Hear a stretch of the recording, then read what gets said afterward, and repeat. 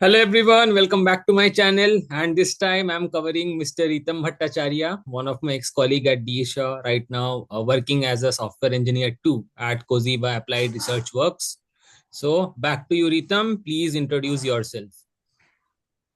Hello, hello. Thanks, Mustafiz, for having me. It's long overdue.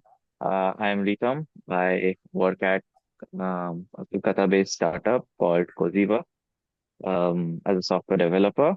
And yeah, that's the short and sweet intro about me.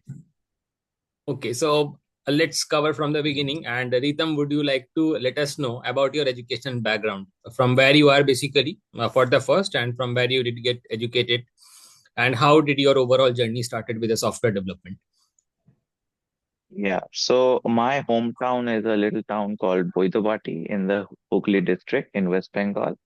So yeah, and then I did my college at St. Xavier's College, Park Street, and there I did a BSc in computer science, not a BTech, a BSc, a 3-year degree.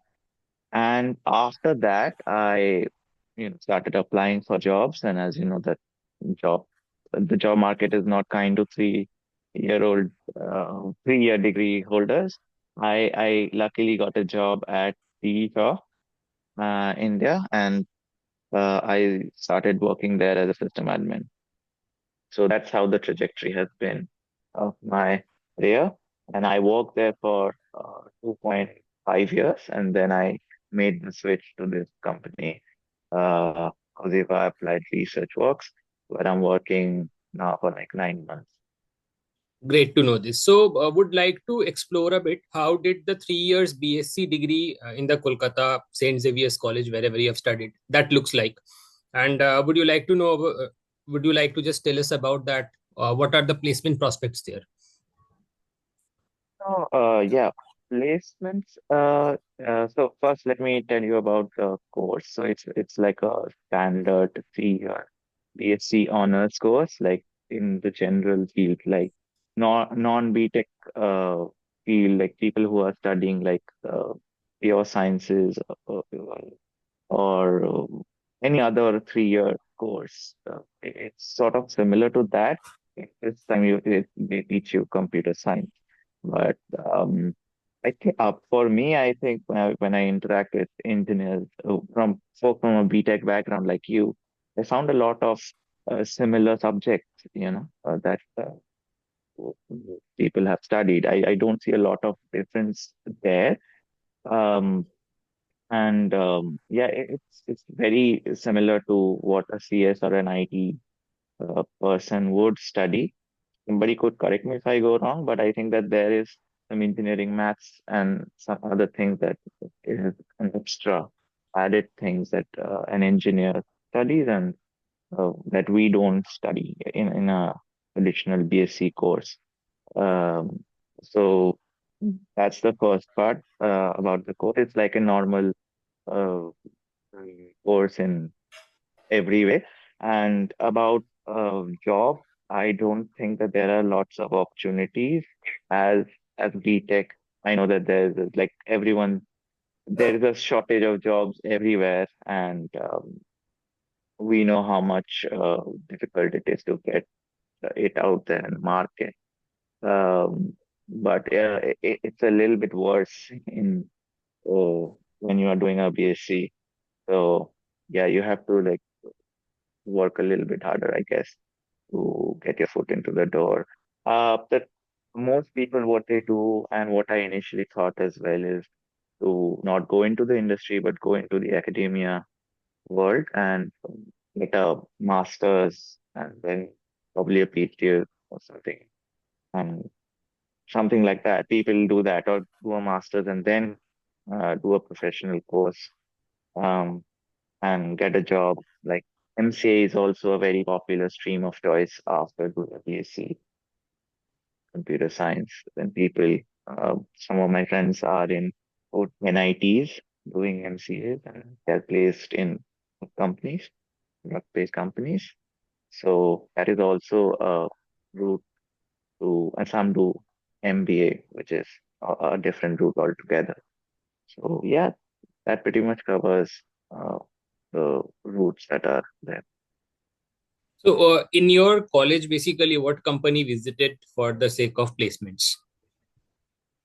So I have seen companies like Deloitte, PwC, I believe Accenture, Infosys, and D-Shaw visited. Yeah, D-Shaw had the best offer amongst all of these. There were a few banks, I think, ICICI or HDFC, I don't remember, but something like that. These are not like traditional core tech companies per se, but they were hiring for their tech wings or tech departments. So yeah, that's pretty much covers it. Yeah. So not a lot, not a lot. Okay, fine. This is fine, but what for what roles basically they came to your campuses?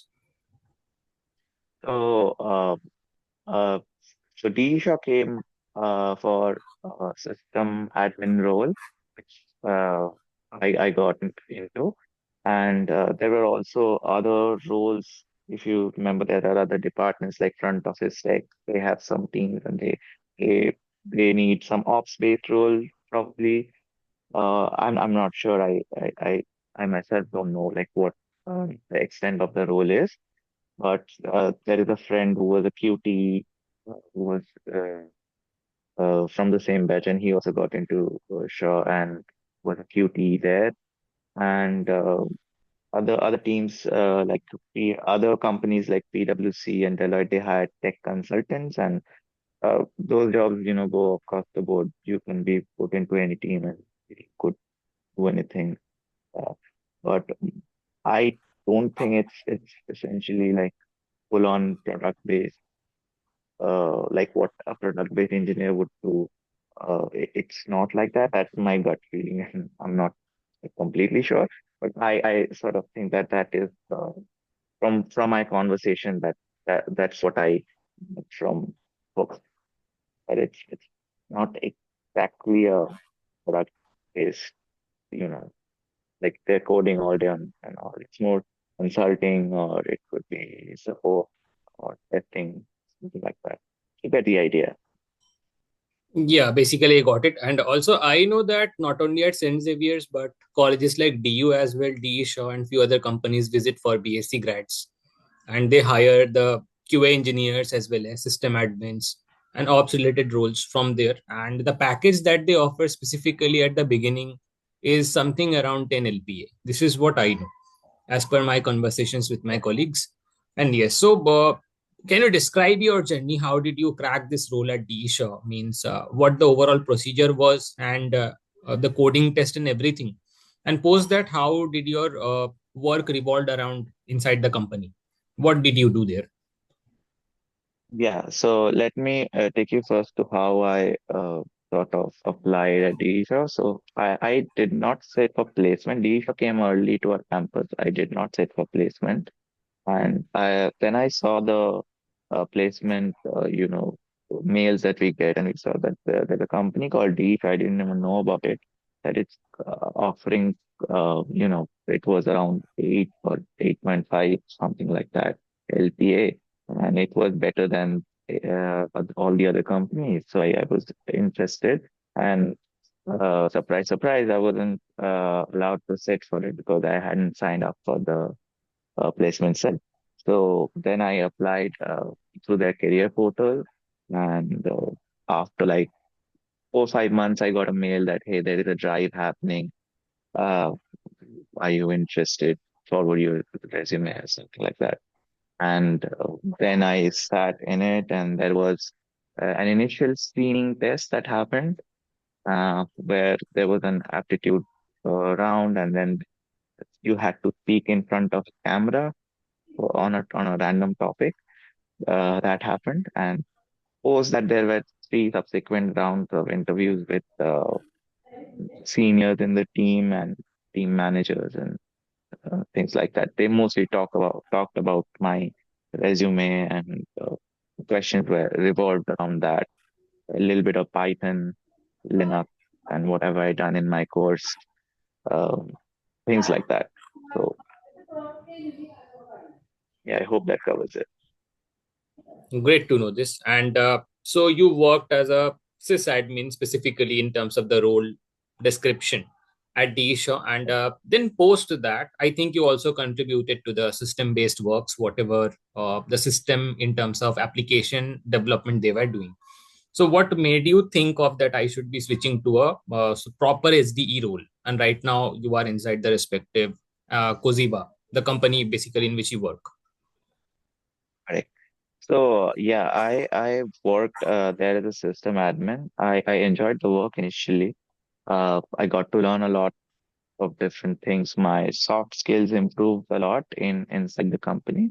And as you know, I'm sure that Shaw has a good learning culture as well. Like you get to interact with a lot of different folks from different teams, and that's how I also utilized it fully and interacted with application engineering team. Um, Made friends over there and asked them, what do you do? Like, uh, how can I contribute? Is there uh, any chance just for me to just play around a little bit with your code? I don't want to push anything, just want to see if I can even understand. And that's how my interest sort of grew, and I always knew that I had to, you know, code for a living and be an SDE, a proper SDE. So I sort of looked sniffed around for opportunities, and uh, people had like the seniors there and other team seniors. They guide me, and Adisha also had a great mentorship and collaboration event that they organize so that people like me who are interested, say I would interested to know about Python and how Python is used in inside shop, different teams use it. And I signed up for it. So it was some mentorship. I don't recall the name. It was a mentorship program. I was assigned a mentor, and he essentially uh, showed me around that, hey, this is the project, this is the sample project that we work on.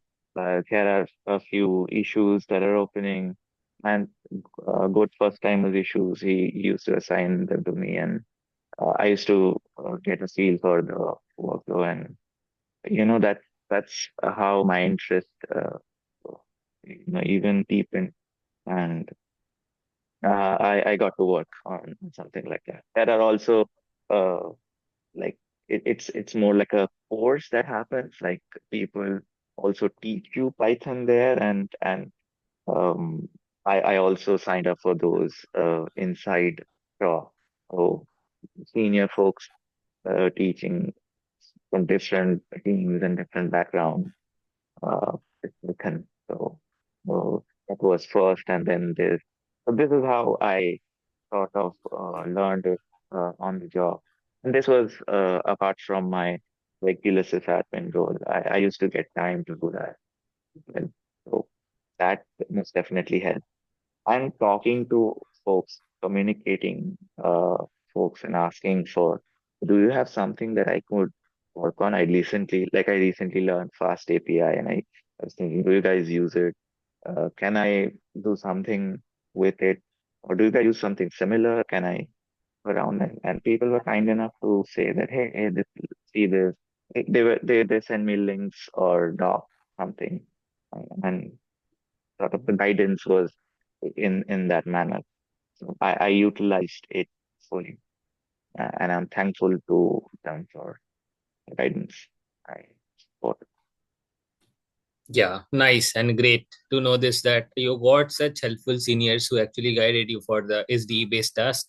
And let's talk about the switch that you decided I will be a SDE at in some other company. And how did you prepare for it? And where you applied and how did you make it to Cozeva? So I applied to like first was the preparation. So I knew that I got the cracking the coding interview book, and I started reading it. And um, I think a lot of it applies to Indian job market as well, like learning DSA system design and giving interviews. I think these are the holy trifecta of applying. So you have to keep doing it again and again and again. And once you get lucky, I think. So I started off with DSA. I learned it on my own. Uh, did problems in lead code. I didn't do any other platform. I didn't go to any other platform. I just did lead code initially.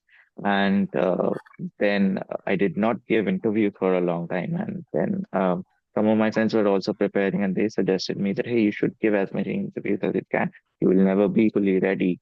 Uh, and I was in the mindset that, okay, let me be ready and then let me apply it, which is very wrong now. I can see.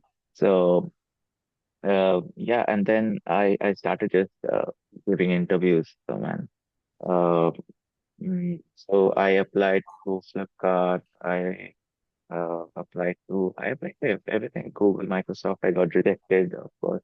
But, yeah, I applied to any company that would you know have an opening. I would it even on commuting. I would open LinkedIn and just see what all opportunities, save them, bookmark them, and come back home and apply to them. And if I was lucky, I would get an interview call and I would give the interview.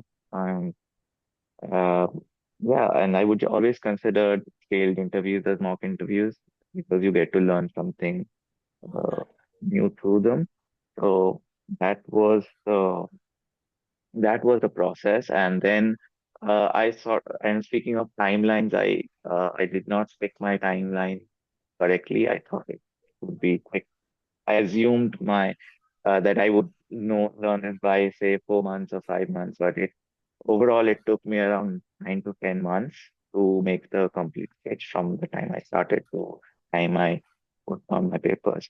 So and before that, yeah, I think around this time I saw your post on LinkedIn. You were looking you wanted to you have this class and you were looking for like-minded people to eat, if I remember it correctly. And I sort of reached out to you like, and I asked for help. Yeah, I joined your class midway. And yeah, from that point onwards, I think I got uh, more structured with my DSA approach. And I got hold of my time better. Um, I practiced more. The community aspect of it also helped, seeing, you know, other folks coming up with doubts and doing problems and having that environment like a classroom environment of sort, the closest to a classroom environment that you can get. And that helped. Uh, Many thanks to you for that. But yeah, I did DSA. I got confident in DSA a little bit after that, and then I mostly did system design, leading architects mostly. About this, but DSA one, I think, did the trick for me, I think and you I came, already covered. yeah, you came late. Sorry to cut you off. Yeah, I came late, and but all of these, go in parallelly, like DSA and doing getting opportunities, like getting contribution opportunities at Shaw. All of these sort of went on parallelly. I'm giving interviews as well. So yeah, sorry to cut you off. Yeah, you can continue. Nothing as such. It's just that you came late to the, and that was my first batch. Wherever you joined, and just we were studying the DSA part together. That's all. Yeah, there were Yeah, lots of last year folks there. Yukti, Varun, Arka of IEM, and multiple other. So yeah, it was a yeah. I think I was the great time. oldest amongst them. It was very fun to uh, have that. Okay, every Thursday or Tuesday at 9, you would sit down after work, and that was fun, and that sort of gave a push as well. So yeah, I think this helps more than anything. That helped, and I also had friends who were also planning for us. So we sort of banded together and formed a WhatsApp group and kept the conversation running. And that became motivational at times, and that helped as well. So it's all about. I think the bottom line is about the right community and the right people. If you are uh, amongst them, you will uh, always feel the right energy, and you will put. And if you always put in the effort, I think you can do it. Yes, That's what I feel. that's true. And so, yeah, how did the interview process at Cozeva look like? And right now, after joining, overall, how your work is evolving, how you think that your technical skills are growing. Yes. So the switch was